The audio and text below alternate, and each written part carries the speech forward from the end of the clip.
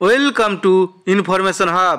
হুগলি জেলার ভূমি দপ্তরে অর্থাৎ বিভিন্ন বিএলআরও অফিস, এসডিএলআরও অফিস এবং ডিএলআরও অফিসে ডাটা এন্ট্রি অপারেটর নিয়োগের বিজ্ঞপ্তি দিয়েছে হুগলি জেলা প্রশাসন। এই ডিইও পদের জন্য কী যোগ্যতা লাগবে, বয়স সীমা কত, কত মাইনে দেওয়া হবে, কিভাবে নিয়োগ করা হবে, অনলাইনে কোথায় কিভাবে আবেদন করতে হবে, কি কি লাগবে, সেই বিষয়ে বিস্তারিত আলোচনা করা হবে আজকের ভিডিওতে। কিভাবে কি করতে হবে জানতে হলে ভিডিওটি শেষ পর্যন্ত না টেনে দেখুন। পরবর্তীতে এই ধরনের আপডেট পাওয়ার জন্য চ্যানেলটি সাবস্ক্রাইব করে বেল আইকনে ক্লিক করে নোটিফিকেশন অন করে রাখুন। গত 22শে ফেব্রুয়ারি 2024 হুগলি জেলা প্রশাসন থেকে যে নিয়োগের বিজ্ঞপ্তি দেওয়া হয়েছিল সেখানে কি বলা আছে আমরা এখন দেখে নেব। Application are invited in the prescribed format for engagement to the post of data entry operator on contractual basis following extern rules as laid down in LR department. Notification number একটা দেওয়া আছে, ডেট 16ই ফেব্রুয়ারি 2024, আর একটা notification নম্বর দেওয়া আছে 2024, and finance ডিপার্টমেন্টে একটা memo number দেওয়া আছে for a period of the 3 years initially as a special case in connection with computation of land record from the willing candidate and remuneration will paid by 11,000 per month. Freshers, total number of data entry operator the post 23 at the office of the BLRO, SDLRO and DLRO Hooghly. এখানে কি বলছে যে আবেদনপত্র গড়াবে নির্দিষ্ট ফরম্যাটে কাদের data entry operator পদের জন্য 23 কিসের জন্য নিয়ে হবে, কম্পিউটারাইজেশন করার জন্য যে ল্যান্ড রেকর্ডগুলো 11,000 টাকা করে মাইনে দেওয়া হবে নতুনদের। এখানে টোটাল পোস্ট হচ্ছে 23টা হুগলি জেলার বিভিন্ন বিএলআর অফিস, এসডিএলআর অফিস এবং ডিএলআর অফিসে। এখানে আর কি বলা আছে, renewal of the this post. এখানে আগে আর একটা কথা কি বলা হয়েছিল যে আপাতত 3 বছরের জন্য নেওয়া হবে, আর এখানে কি বলছে renewal of this post beyond 3 years will be subject to the satisfactory performance. এখানে 3 বছরের পরে তাদের রিনুয়াল করা হবে কীভাবে, তাদের স্যাটিসফ্যাক্টরি পারফরমেন্স অনুযায়ী। এখন দেখে নেব যোগ্যতা কি বলা হয়েছে। প্রত্যেকটা নিয়োগের ক্ষেত্রে এমনই বলা হয় যে আপাতত 3 বছরের জন্য নেওয়া হবে, পরবর্তীকালে রিনুয়াল হয়ে যায়, কোনো ধরনের টেনশন নেই।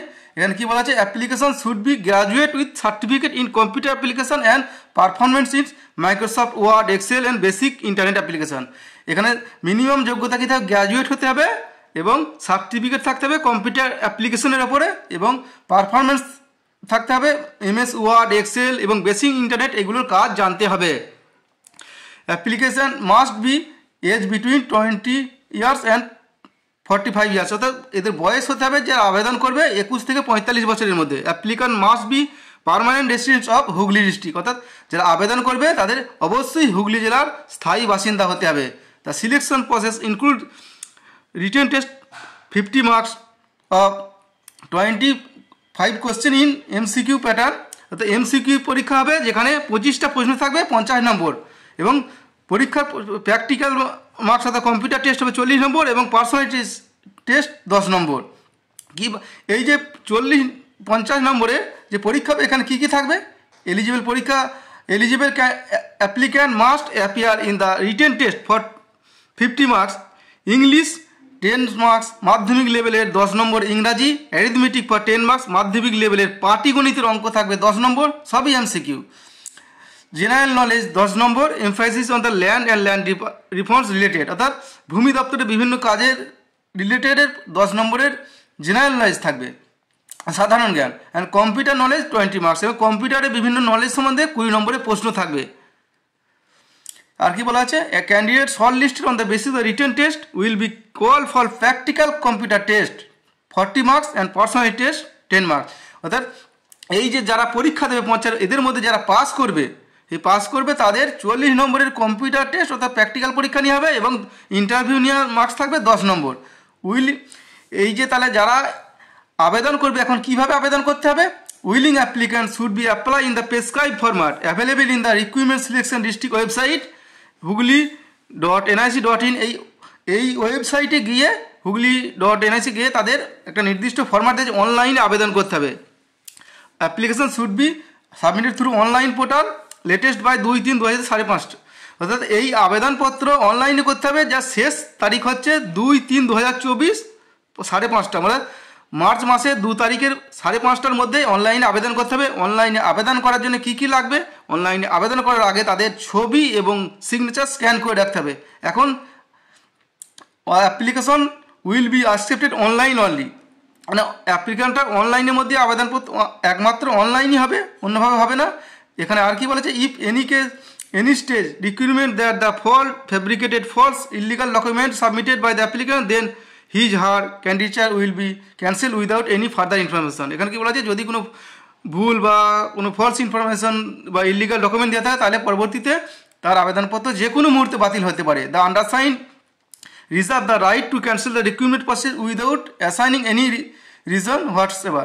এখানে যে আন্ডারসাইন বলতে যে এডিএম সই করেছে, ডিএলআরও অফিসের এডিএম যে আছে চার্জে, সে যে কোনো মুহূর্তে তাদের ক্যান্ডিডেট রিক্রুটমেন্ট প্রসেসের যে কোনো তথ্য ভুল থাকে বাতিল করতে পারে। এখন আমরা দেখে নেব কিভাবে অনলাইনে আবেদন করতে হবে। আমরা hooghly.nic.in ওয়েবসাইটে, এই ওয়েবসাইটে আসবো, তারপর নিচের দিকে আমরা চলে যাব। এখানে লেখা আছে থাকবে যে recruitment for the post of data entry operator, এই জায়গাতে আমরা ক্লিক করে দেবো। এখানে ক্লিক করে দেওয়ার এই পেজটি খুলবে। এখানে যে click here to apply online, এই জায়গাতে ক্লিক করে দেবো, তারপর এখানে ওকে করে দেবো। তারপর এই পেজটা খুলে যাবে। এখানে লেখা আছে দেখুন যে application for the post of the data entry operator, এই জায়গাতে বিএলআর অফিসের বিভিন্ন দপ্তরে এখানে চলে আসবে। তারপর এখানে একে ফর্ম ফিল আপ করতে হবে। অ্যাপ্লিক্যান্ট নাম অর্থাৎ নিজের নামটা এখানে বড় হাতে লিখে দিতে হবে, তারপরে ফাদার্স নেমটা লিখে দিতে হবে অথবা হাজব্যান্ড নেম বিবাহিতা লিখে দিতে হবে। তার ডেট অফ বার্থটা এই জায়গাতে লিখে দিতে হবে। ডেট অফ বার্থটা এখানে রেঞ্জটা হচ্ছে 23/2/1979 থেকে 22/3/2003, অর্থাৎ যে 22শে ফেব্রুয়ারি 2024 তাদের 21 থেকে 45 বছরের মধ্যে থাকতে হবে। তারপর জেন্ডারটা মেল ফিমেল যেটা হবে করে দিতে হবে। তারপর এডুকেশন কোয়ালিফিকেশন এখানে গ্র্যাজুয়েট না পোস্ট গ্র্যাজুয়েট সেটা সিলেক্ট করে দিতে হবে। তারপরে যে এর এডুকেশন কোয়ালিফিকেশনটা হয়ে গেল। তারপরে সাবজেক্টটা এখানে লিখে দিতে হবে এই জায়গাটাতে। তারপর সাবজেক্টটা লিখে দেওয়ার পরে এখানে কি করতে হবে, তার কম্পিউটার নলেজটা ডিটেলসটা এখানে কি কম্পিউটার ডিগ্রি আছে সেটা এখানে লিখে দিতে হবে। কারেন্ট অ্যাড্রেস উইথ পিন নম্বর, অর্থাৎ কারেন্ট অ্যাড্রেসটা এখানে পিন নম্বর সহ লিখতে হবে। তারপর এখানকার তার সে জেলে যে ব্লকের বাসিন্দা সেখান থেকে এটা ড্রপডাউন থেকে সিলেক্ট করে দিতে হবে। তারপর পার্মানেন্ট অ্যাড্রেসটা এখানে লিখে দিতে হবে। তারপর কাস্টটা SC ST না OBC যা জেনারেল সেটা টিক মেরে দিতে হবে। SC জেনারেল হলে জেনারেল টিক মেরে দিতে হবে, SC হলে ST, OBC হলে OBC টিক মেরে দিতে হবে। তারপরে আধার নম্বরটা এখানে লিখে দিতে হবে। তারপর ইমেল আইডিটা এখানে লিখে তারপর টেলিফোন নম্বর এখানে লিখে দিতে হবে। 1 থেকে 12 এতক্ষণ যতক্ষণ বললে এগুলো কম্পালসারি লিখতেই হবে। তার ওয়ার্কিং এক্সপিরিয়েন্স যদি কোনো এক্সপিরিয়েন্স থাকে সেগুলো সব কিছু এখানে লিখে দিয়ে, এই 13 নম্বরটা নাও লিখতে পারে, 1 থেকে 12 পর্যন্ত ম্যান্ডেটরি লিখতেই হবে। এগুলো সব কিছু লিখে দেওয়ার পর নেক্সটে ক্লিক করে দেবো আমরা। ক্লিক করে দেওয়ার পর এই পেজটি খুলবে। এখানে আপলোড করতে হবে, আপলোড সেকশন আছে। কী করতে হবে, recent passport size photograph upload করতে হবে। এখানে আপলোড ফটোতে ক্লিক করে তারপর নিজের ফুল সিগনেচারটা এখানে আপলোড করতে হবে। তারপর এই যে চেক বক্স আছে এখানে ক্লিক করে সাবমিট করতে হবে। তারপরেই এটা আবেদনপত্রটা অনলাইনে সম্পূর্ণ হয়ে যাবে। ভিডিওটি ভালো লাগলে লাইক করবে এবং শেয়ার করে সকলকে এই বিষয়ে জানিয়ে দিন। পরবর্তীতে কি যখন অ্যাডমিট কার্ড ডাউনলোড করতে হবে তখন আমরা জানিয়ে দেবো। তাই চ্যানেলটি সাবস্ক্রাইব করে নোটিফিকেশন অন করে রাখুন পরবর্তীতে আপডেট পাওয়ার জন্য। ধন্যবাদ।